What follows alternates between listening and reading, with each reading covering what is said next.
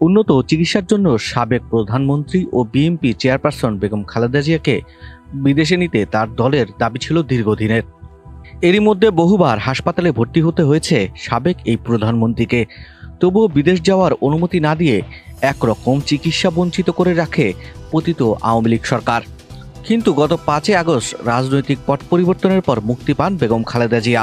তারপর থেকেই লন্ডনে যাওয়ার বিষয়ে তোড়জোড় শুরু হয়। অবশেষে উন্নত চিকিৎসার জন্য আজ মঙ্গলবার রাত 10টায় লন্ডনের উদ্দেশ্যে যাত্রা করবেন বিএনপির চেয়ারপারসন বেগম খালেদা জিয়া। তার সঙ্গে যাবেন তার চিকিৎসায় গঠিত মেডিকেল টিমের সদস্যরা, দলীয় নেতা, ব্যক্তিগত কর্মকর্তা ও স্টাফসহ 15 জনের অধিক মানুষ। সবকিছু ঠিক থাকলে রাত 10টায় কাতারের একটি বিশেষায়িত এয়ার অ্যাম্বুলেন্সে করে ঢাকা ছেড়ে যাবেন তিনি। লন্ডনে পৌঁছে লন্ডন ক্লিনিকে ভর্তি হবেন বলে জানান বিএনপি চেয়ারপারসনের ব্যক্তিগত চিকিৎসক ডক্টর AZM জাহিদ হোসেন।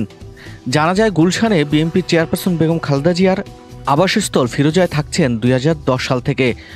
প্রায় 14 বছরেরও বেশি সময় ধরে ভোলার বাসিন্দা ফাতেমা বেগম খালেদা জিয়ার গৃহপরিচালিকা হিসেবে কাজ করে আসছেন। 35 বছর বয়সী ফাতেমা বেগম খালেদা জিয়ার ব্যক্তিগত কাজগুলো করেন।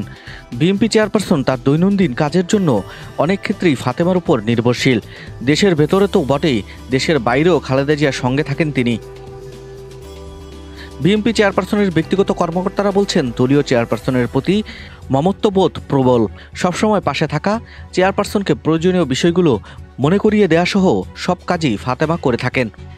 দীর্ঘদিন ধরে দলীয় চেয়ারপারসনের এই কাজগুলো সঠিকভাবে করার কারণে বেগম খালেদা জিয়া এখন তার কাজগুলোর জন্য ফাতেমার উপর নির্ভর করেন। এ কারণে দৈনন্দিন কাজে সহযোগিতার জন্য তিনি ফাতেমাকে সঙ্গে রাখার জন্য আবেদন করেছেন। 2018 সালের 8 ফেব্রুয়ারি খালেদা জিয়ার সাজা হয়। তারপর থেকেই তার সঙ্গে স্বেচ্ছায় কেন্দ্রীয় কারাগারে প্রায় 25 মাস ছিলেন ফাতেমা বেগম। পরে সব মিলিয়ে দীর্ঘ 774 দিন বেগম খালেদা জিয়াকে সঙ্গ দিয়েছেন ফাতেমা বেগম। বন্দির সঙ্গে গৃহপরিচালিকা থাকা নিয়ে রাজনৈতিক বিতর্ক হলেও শেষ পর্যন্ত তিনি থেকেছেন জেলে কিংবা হাসপাতালে।